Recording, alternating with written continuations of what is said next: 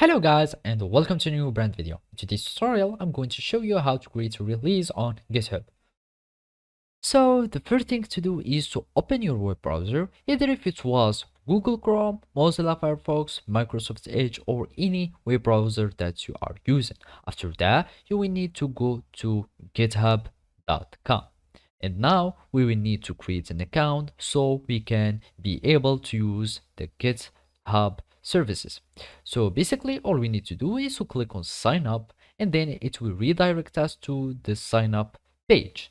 And now you will need to add your email, then gmail.com or any other email that you are using. You click on continue, you create a password. So if it was anything like that, click on continue and then you will add a username, for example whatever the username was. Now you will need just to type yes or no if you want to have the emails and announcements. So click on no if you don't want to, and then you will need just to solve as a verification, you solve this puzzle. So we start this puzzle identical objects, we do like this, and then you will do like that, and then you will create an account.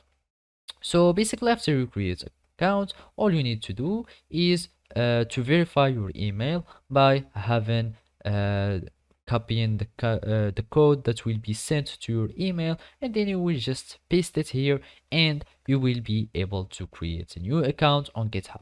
After that it will sign in you and you will have access to use the GitHub repository. And basically now all you need to do is to follow these simple steps. So after you log into your account, you will need to go to repository and then you will need to go here to tags. And basically we'll find here the releases. So basically now we can just draft a new release or create a new release. And basically you can give it a name, you can give it the target or the branch that will concern, and then you may have want to give it a tag so you can categorize and organize your releases.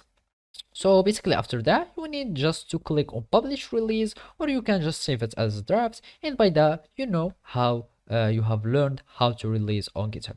So basically this is how you can do it. Thank you for watching and see you next time.